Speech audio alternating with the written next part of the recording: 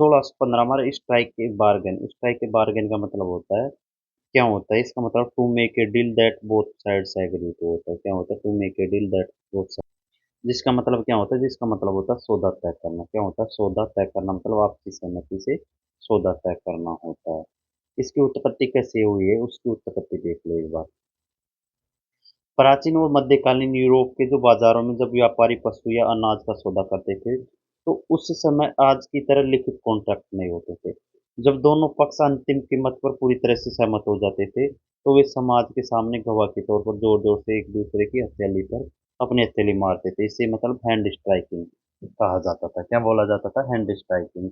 यह ताली इस बात की सबूत मानी जाती थी कि अब सौदा पक्का हो चुका है, क्या हो चुका है, अब सौदा पक्का हो चुका और कोई मुकर नहीं सकता, वहीं से स्ट्राइक शब्द सीधे तौर पर जुड़ गया। याद स्ट्राइक मतलब इजी है, इसको ट्रिक लगाने की कोई जरूरत नहीं है। After an hour of negotiation we finally manage किया टू स्ट्राइक के बारे में, मतलब घंटे की बातचीत के दौरान हम कामयाब हो गए किसमें, सौदा तय करने में।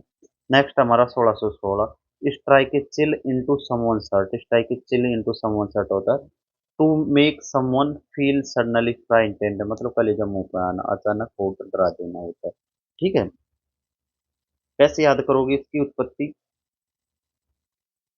यह है मुहावरा प्राचीन चिकित्सा विज्ञान और इंसानी शरीर के रिफ्लेक्स से आया है।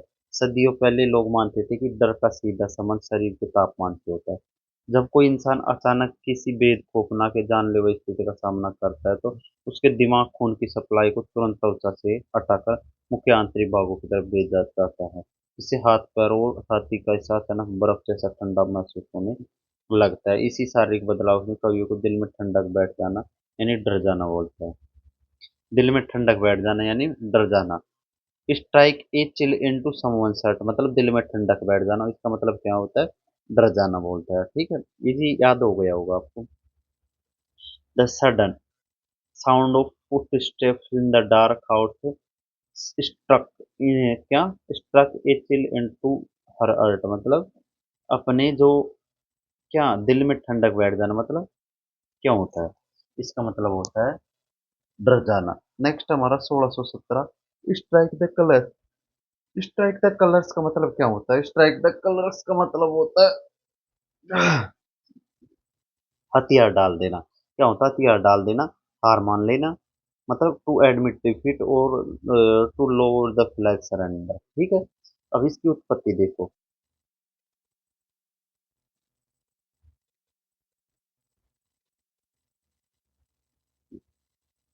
17वीं शताब्दी में जो महान नौसैनिक युद्ध थे, में हर देश के युद्धपोतों को सबसे ऊंचे मस्तूल पोल पर उस देश का जो रंग बिरंगा झंडा लहराता था, जिसे हम क्या बोलते हैं, जिसे हम कलर्स बोलते हैं।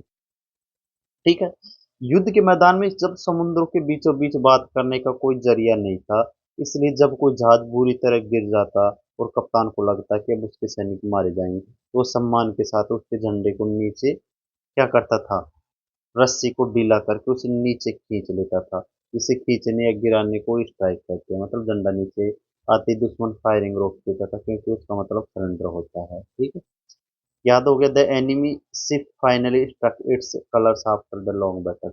स्टब शर्ट क्या होता है, स्टब शर्ट का मतलब होता है घमंडी या अकड़ दिखाने वाला व्यक्ति, मतलब एक person who behaves in a very formal and self important way में होता है।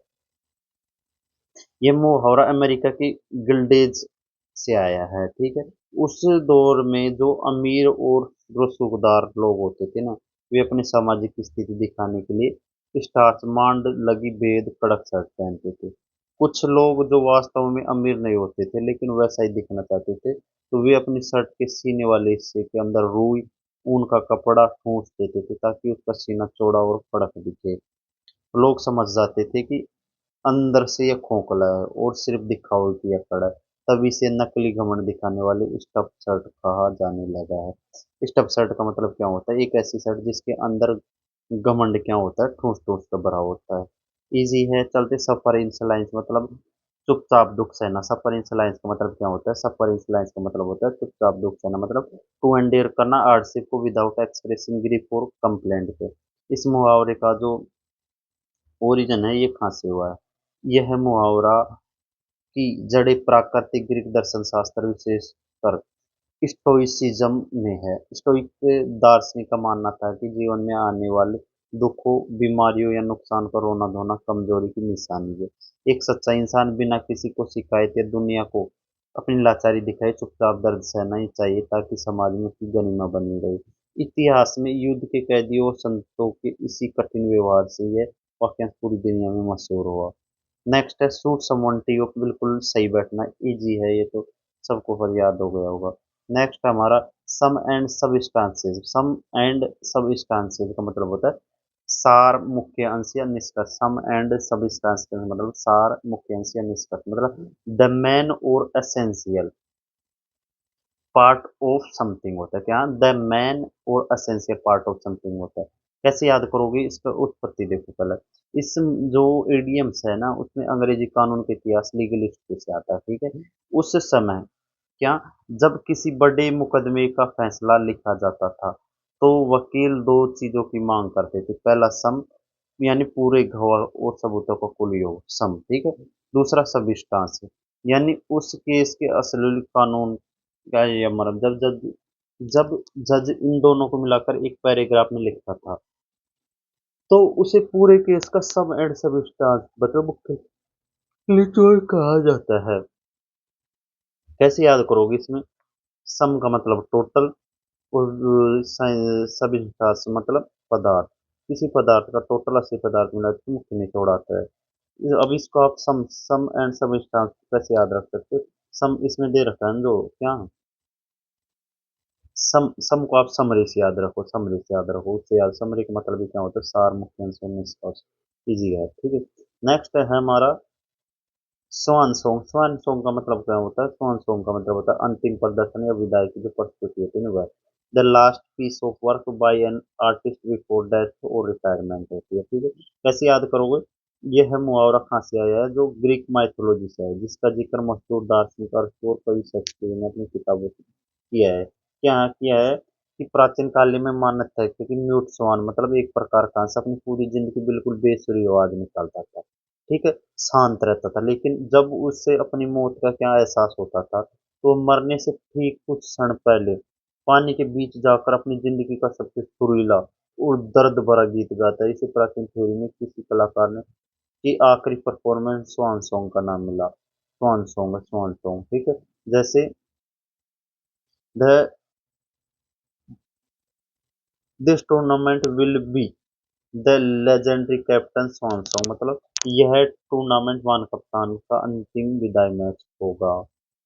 स्वीप अंडर द कारपेट का मतलब क्या होता है, बात को दबा देना, समस्या को छिपा देना। क्या होता है, स्वीप अंडर द कारपेट का मतलब होता है बात को दबा देना, समस्या को छिपाना, मतलब to try to hide a problem और केप इट सीक्रेट। मतलब कैसे ये याद किया है इसे, यह मुहावरा 20वीं सदी की शुरुआत में इंग्लैंड के बड़ी और आलीशान बंगलों से निकला है। कहाँ से निकला है, आलीशान बंगलों से। क्या उन घरों में जो फर्श पर बहुत महंगे और बड़े कालीन कारपेट बिछे होते थे, क्या पीछे होते थे, कारपेट।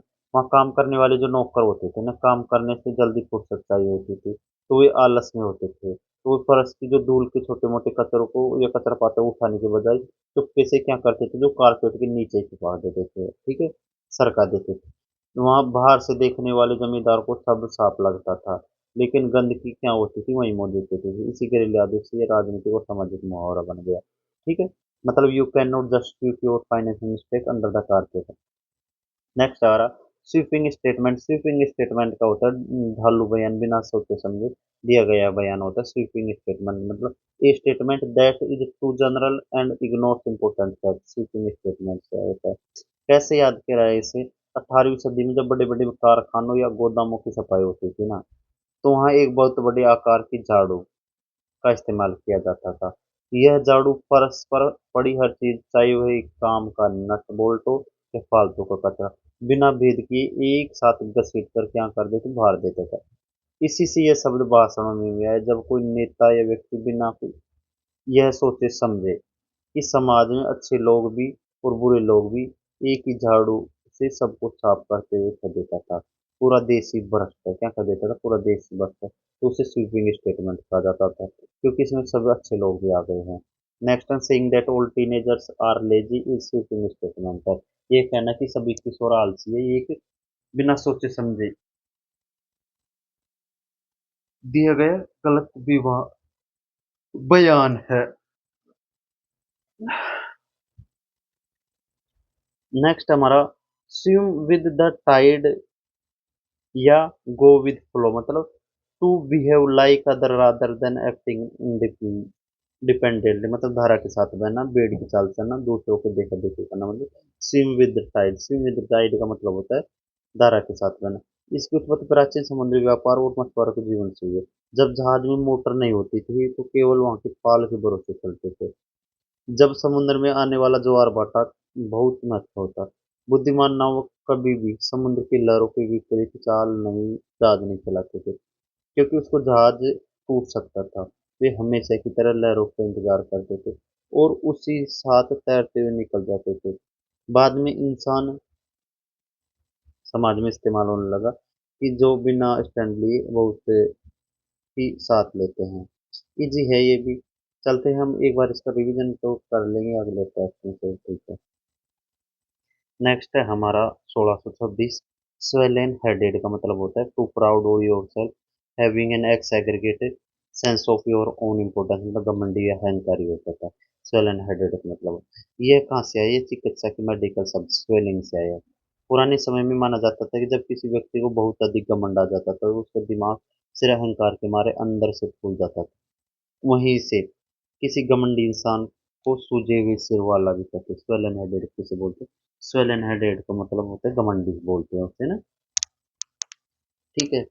नेक्स्ट हमारा मतलब after winning the competition. After winning the competition he became swollen headed and stopped talking to his old friends। Next है हमारा sword of demo sword of डेमोक्लेस। sword of डेमोक्लेस का मतलब क्या होता है? सिर पर लटकती तलवार। ये bad thing that might happen to you at any time मतलब मंडराता हुआ खतरा होता था। ये कहाँ? ये प्रसिद्ध एक ग्रीक कहानी से है। डेमोक्लोस नाम का एक दरबारी राजा की सुख सुविधा से चलता था। राजा ने उसे सबक सिखाने के लिए एक दिन अपनी गद्दी पर बैठा दिया, लेकिन उसी उसकी सीट के ठीक ऊपर एक भारी और पैनी तलवार को सिर्फ घोड़े के एक पतले बाल से बांधकर लटका दिया। डेमोकल्स को पल पल डर लगता था कि तलवार कभी भी गिर सकती है। इसी से उसका जो मतलब था लगातार बना रहने वाला खतरा हो गया, ठीक है। इजी है। टेक ए बैक सीट का मतलब होता है पीछे हटना। टू बिकम लेस इनएक्टिव, ये भी इजी है। Take A चिलपिल। टेक ए चिलपिल का मतलब क्या होता है? टेक ए चिलपिल का मतलब होता है शांत हो जाना, आराम करना, गुस्सा फूंकना मतलब to relax and stop being angry और अपसेट होता है, ठीक है। कैसे याद करोगे? 1900 जो 80 का दशक था ना इसमें, ठीक है, में अमेरिका में जब बच्चे बहुत ही ज्यादा हाइपर या चिड़चिड़े हो जाते हैं तो डॉक्टर उन्हें शांत करने के लिए दवा की गोलियां पिल्स देते थे। और उन्हें आमतौर भाषा में लोग मजाक में कहने लगे अगर बहुत ज्यादा गुस्सा आ रहा तो शांत हो जा, दवा खा ले। चिल का मतलब क्या होता है? चिल का मतलब ठंडा होना होता है और पिल का मतलब गोली होता है। जब कोई बहुत गुस्से में लाल पिल हो तो उसे ठंडे के लिए चिल पिल ठंडी गोली लेने को कहे, ठीक है। Take a dim view of का मतलब होता है उनुचित समझना मतलब नापसंद करना। To regard something with disapproval होता है। Take a dim view of का मतलब to regard something with disapproval होता है। डिम का मतलब भी क्या होता है? डिम का मतलब होता है धुंधला या कम रोशनी। पुराने समय में जब लोग किसी चीज को कम रोशनी में देखते थे तो वह साफ नहीं दिखाई देती थी और लोग उस पर शक करते थे कि उन्हें खराब मानते थे कि धीरे धीरे इसका अर्थ किसी विचार या काम को गलत या बुरा समझने में हो गया, ठीक है। नेक्स्ट हमारा टेक ए फैंसी। टू का मतलब होता है पसंद आना, आकर्षित होना। टेक ए फैंसी मतलब to start to like something और समवन और समथिंग, ठीक है। 16वीं शताब्दी में फैंसी शब्द का उपयोग इमेजिनेशन कल्पना के लिए किया जाता था। जब आप किसी चीज को देखते हैं तो उसके बारे में सुंदर कल्पनाएं करने लगते हैं, यहाँ वह अपने दिल को भा जाती है। उसे टेकिंग ए फैंसी कहा जाने लगा। कैसे याद करोगे? बाजार में मिलने वाली जो फैंसी आकर्षक सुंदर सुंदर चीजें होती है ना, वो आपको क्या कर लेती है? पसंद आ जाती है, आकर्षित करती है, वहीं से आ जाएगा, ठीक है। इजी है ये तो। नेक्स्ट है take a leaf out of someone's book का मतलब होता है क्या? कॉपी करना, किसी का अनुकरण करना। इजी है ये। Take a leaf out of someone कैसे याद करोगे? किसी बड़े सफल इंसान की बुक से एक लिख का मतलब पन्ना चुरा कर उसे रख लेना। इजी है ये भी। टेक ए लिफ इन द डार्क, ये थोड़ा अच्छा। टेक ए लिफ इन द डार्क का मतलब होता है to do something without knowing what will happen, मतलब अंधेरे में चलना।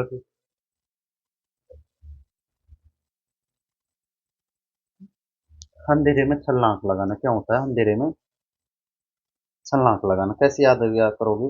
ये मुहावरा है ना अंग्रेजी लेखक थॉमस होब्स की जो अंतिम शब्दों से जुड़ा है। उन्होंने मरते समय कहा था कि मैं अपनी आखिरी यात्रा पर हूँ, निकल रहा हूँ जो अंधेरे में एक बड़ी बहुत बड़ी छलांग है। तभी से ऐसा कदम उठाना है जिसका परिणाम मालूम न हो, अंधेरे में छलांग लगाना कहलाया है। ठीक है। लीप का मतलब क्या होता है? छलांग होता है। और डार्क का मतलब अंधेरा। अगर आप गाना अंधेरा में बिना देखे छलांग लगा देंगे तो आपको नहीं पता कि गड्ढा है को। ये बहुत बड़ा अनजान या रिस्क है। कीजिए। Take a rain check. Take a rain check का मतलब क्या होता है? अभी नहीं, बाद में प्रस्ताव को भविष्य के लिए टालना। To refuse an offer but suggest accepting in it at a later. Take a rain check मतलब कहाँ से आया ये?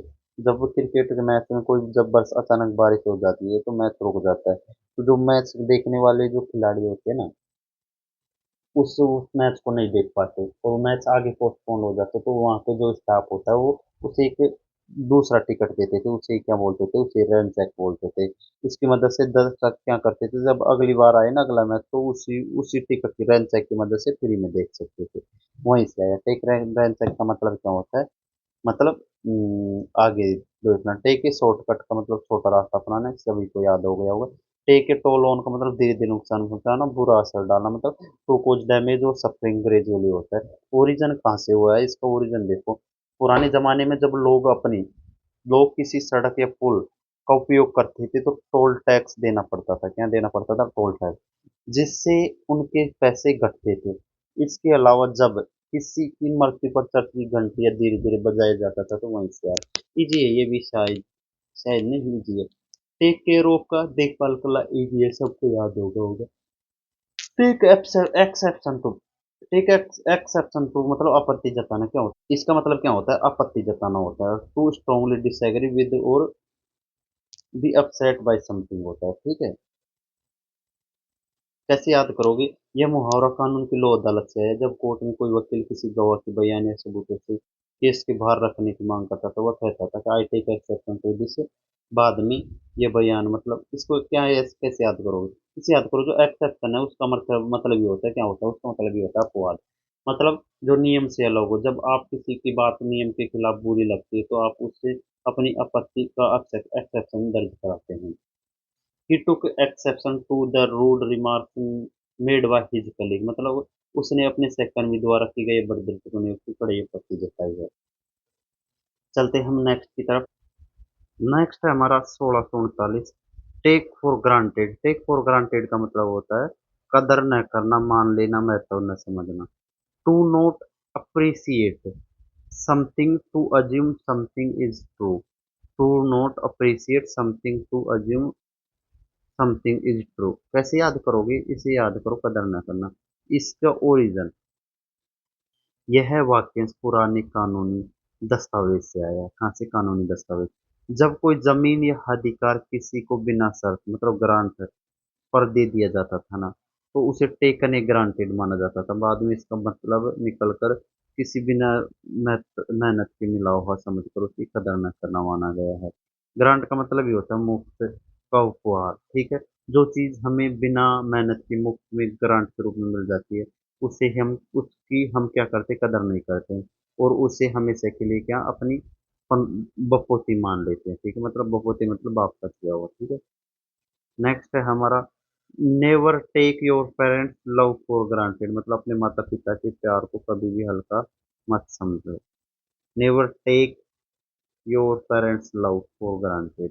नेक्स्ट है हमारा take French leave. Take French leave का मतलब क्या होता है? इसका मतलब होता है बिना अनुमति के उपस्थित रहना, चुपके से चले जाना, मतलब to leave without asking permission और saying good bye.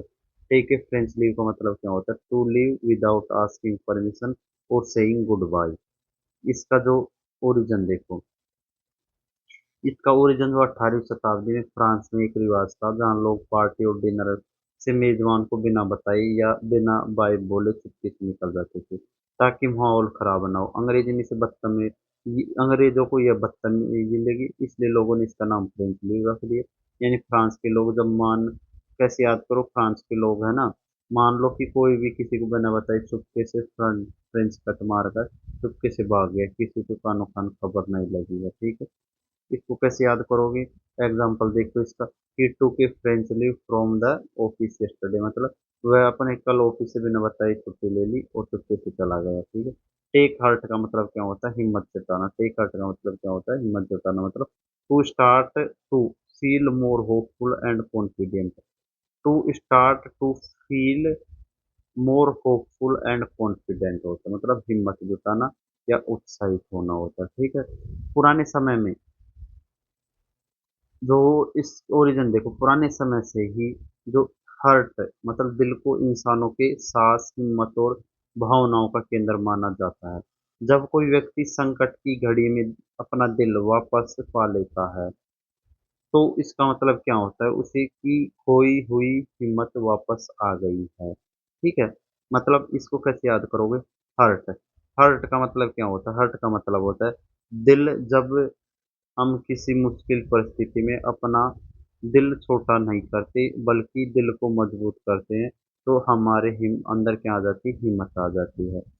Take hurt मतलब इजी है। टेक इन वन स्ट्राइड का मतलब होता है सहजता से स्वीकार करना, शांत से शांत रहकर निपटना। टेक इन वन स्ट्राइड का मतलब to handle something difficult without being upset का मतलब कैसे याद करोगे? यह घुड़सवारी से है। जब एक अच्छा और सदा हुआ घोड़ा दौड़ते समय रास्ते में ही आने वाली बाधाओं मतलब ऑब्स्टकल्स को बिना अपनी रफ्तार कम किए एक लंबी छलांग कर या कदम से पार कर लेता था उसे टेकिंग स्ट्राइड, मतलब स्ट्राइड का मतलब क्या होता है? लंबी छलांग, वहीं से आया है। स्ट्राइड का मतलब होता है लंबी कदम, क्या होती है? लंबी कदम। रास्ते में कितनी भी बड़ी मुसीबतें पत्थर आ जाए बिना रोके लंबे कदम बढ़ाकर उसे शांति से पार कर लेना, ठीक है। Next, take into account. Take into account का मतलब होता है to consider something when making a decision, मतलब ध्यान में रखना। ये अकाउंटिंग यानी कि हिसाब किताब की दुनिया से आया है। पुराने समय में जो व्यापारी जब भी कोई बड़ा फैसला लेते थे या लाभ हानि की गणना करते थे तो हर छोटे से छोटे लेन देन को अपना बही खाता में शामिल करते थे ताकि कोई गलती न हो। कैसे याद करोगे इसे? इसकी जो वो देखो ट्रिक, अकाउंट का मतलब ही होता था बैंक का खाता या हिसाब। जब कोई नया प्लान बना रहे हो तो हर पहलू को अपने दिमाग के खाते में डालकर उस पर गहराई से विचार करते हैं। कैसे याद करोगे? नेक्स्ट है हमारा, you must take travel time into account before leaving. You must take travel time into account before leaving, मतलब निकलने से पहले आपको सफर के समय को ध्यान में रखना चाहिए। इजी है। टेक इट इजी मतलब होता है आराम करना, धीरज करना, चिंता न करना, मतलब to relax and not work hard to stay calm होता है। 20वीं सदी की शुरुआत में जो अमेरिका इंग्लिश के मुहावरे में आम बोलचाल का हिस्सा बना, इसका सीधा उद्देश्य था लोगों को ये समझाना था कि वे सारे बोझ तले न दबे और जीवन को थोड़ा इजी तरीके से जिए। इसकी ट्रिक याद करो, इजी का मतलब ही होता है आसान, और इजी का मतलब ही क्या होता है? आसान।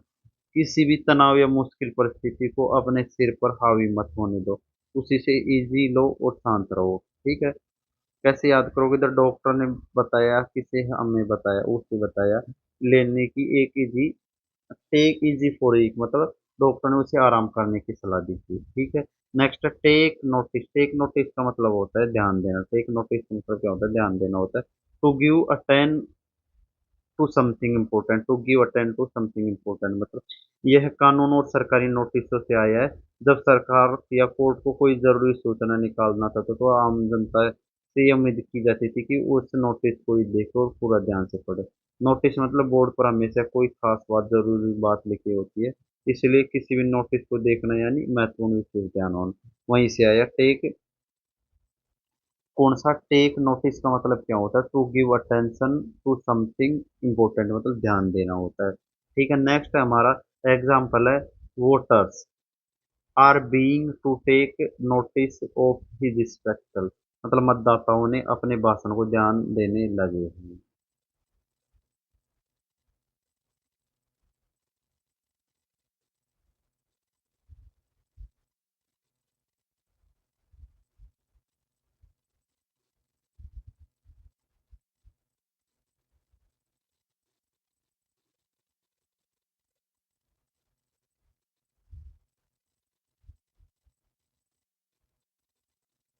नेक्स्ट हमारा take off one's hat to का मतलब क्या होता है? सम्मान व्यक्त करना होता है। सम्मान व्यक्त करना मतलब इजी है, ये सबको याद होगा। टेक वंस ब्रीथ अवे का मतलब क्या होता है? टेक वंस ब्रीथ अवे मतलब दांतों तले अंगुली दबाना, मतलब आश्चर्यचकित होना। To make someone feel extremely surprise और इम्प्रेस्ड मतलब इसे कैसे याद करोगे? इसका ओरिजिन जब हम अचानक कोई भीड़, खूबसूरती या हैरान कर देने वाली चीज देख लेते हैं तो हमारी सांस एक पल के लिए रुक जाती है। यह एक नेचुरल फिजिकल रिएक्शन है जहां से एक फ्रेज बना है। ट्रिक कुछ इतनी खास नहीं है। टेक वंस क्यू फ्रॉम मतलब संकेत लेना। Cue from take one's cue from का मतलब होता है संकेत लेना होता है। क्यू फ्रॉम का मतलब होता है संकेत लेना। To use someone action as a single और व्हाट टू डू। नेक्स्ट है हमारा take one's eye off the ball मतलब ध्यान हटाना, ये भी इजी है। टेक पेन्स मतलब मेहनत करना, मतलब कैसे याद करो? To try very hard to do something. Pen का मतलब ही क्या? दर्द होता है। अगर हम दर्द को लेंगे तो मतलब मेहनत कर रहे हैं जरूर। यह take someone's at their word, take someone's at their word का मतलब किसी की बात मान लेना। टेक लेना, किसी के जो वर्ड को लेना मतलब उसकी बात मान लेना। Easy to believe what someone से, इजी है। नेक्स्ट हमारा bound take someone's for a ride, take someone's for a ride मतलब धोखा देना, उल्लू बनाने का। टू ट्रिक और डिसीव समवन, ये अमेरिका के जो गैंगस्टर्स के दूर जब वो किसी को मारना या धोखा देने चाहते हैं तो उसे बहाने से अपनी कार में घूमने ले जाते थे। बाद में चलकर इसका मतलब किसी को झूठ बोलकर धोखा देना हो गया। ठीक है। नेक्स्ट हमारा 1600 कौन सा है ये? 1653 नंबर का। ठीक है। टेक स्टॉक ऑफ मतलब जायजा लेना होता है। To think carefully about a situation before making a decision. To stock of का ये फ्रेज बिजनेस और ट्रेडिंग से आया है। जब दुकानदार को अपनी दुकान का स्टॉक गिनते थे तो उन्हें पता चलता था कि क्या बचा और क्या आगे फैसला लेना। इसी का मतलब होता है गहरी सोच विचार करना हो गया। ठीक है। नेक्स्ट है हमारा यहाँ पर स्टॉक का मतलब सामान। Take the bull I bull by take the bull by the horn से मतलब to face typical situation directly and with courage मतलब उस मुसीबत का डट कर सामना करना। इजी है। कैसे याद किया था? ये फ्रेज पुराने समय में स्पेन की दो सांड की लड़ाई से आया है। अगर कोई गुस्से में आते हुए सांड के सींग को पकड़ लेता तो खतरे से भागने की वजह सीधा चुनौती देता था। तीसरा हमारा टेक द हीट का मतलब आलोचना करना। टू एक्सेप्ट क्रिटिसिज्म प्रेशर, ये खाओ ये किचन के आग के पास काम करने वाले के बदले से आया। ठीक। एक प्रॉब्लम कहावत है कि if you can't stand the heat get out of the kitchen मतलब अगर गर्मी नहीं झेल सकते तो किचन से बाहर जाओ। हीट यहाँ पर प्रेशर और गुस्से को बर्दाश्त करता है। ठीक है। यहाँ पर टेक द वेल का मतलब उसका सन्यासी बनना होता है। ठीक है। ये क्रिश्चियन परंपरा से जब कोई महिला जो नन मतलब सन्यासी बनती थी तो उसके स्वागत समारोह में उन्हें एक पर्दा या घूंघट पहनाया जाता था। इसे इंग्लिश में वेल कहते हैं। ठीक है। Next take the wind out of one sails मतलब हवा निकालना। To suddenly take away someone's confidence और enthusiasm. Take the wind out of one sails, इसका मतलब होता है हवा निकालना। यह समुद्री जहाजों के दौर से आया। अगर एक जहाज दूसरे जहाज को बिल्कुल पास आकर उसकी तरफ आने वाली हवा को ब्लॉक कर दे तो सामने वाले जहाज के पर्दे खाली हो जाते थे। उसी से आया। ठीक है। नेक्स्ट हमारा take time by the forelock होता है। मौके पर चौका मारना, अवसर का नाम उठाना होता है। मतलब to seize the opportunity for motivate creativity. प्राचीन रोमानिक पर पुराना कथा में टाइम और अपॉर्चुनिटी का एक देवता कौन था? क्यूरस रूपक के बदल रूपक में दर्शाया गया जिसके सिर के आगे इससे बाल फोरलोक होते थे और पीछे का सिर गंजा होता था। इसका मतलब होता है अगर वह सामने से आ रहे हैं तो उसके आगे के बाल पकड़कर तुरंत रोक लो, वहीं से आया है। ठीक है। नेक्स्ट हमारा टेक हर्ट मतलब दिल पर लेना। टेक हर्ट का मतलब होता है दिल पर लेना होता है। इजी है। मतलब to think about something seriously and let affect you. Easy है। टेक वन सील्स का मतलब क्या होता है? रफू चक्कर में भाग को खड़ा होना। हिल का मतलब ये डी होता है, जब कोई इंसान बहुत तेजी से भागता है तो पीछे खड़े लोगों को सिर्फ उसकी एडिया ऊपर नीचे हुई दिखती थी, तो तेजी से भागने के लिए इसका इस्तेमाल होने लगा। नेक्स्ट, टेक टू टास्क मतलब फटकन। टेक टू टास्क मतलब टास्क के लिए किसी को टास्क देना, फिर उसके बारे में पूछना, तो वही फटकारना हो गया, इजी है, याद हो गया। टेक अप द गंटलेट का मतलब चुनौती स्वीकार करना, याद कर ले गंटलेट जो हाथ में पड़ गए। इजी है, मैंने बता रखा पहले भी, ठीक है। अब मिलते हैं नेक्स्ट वीडियो में।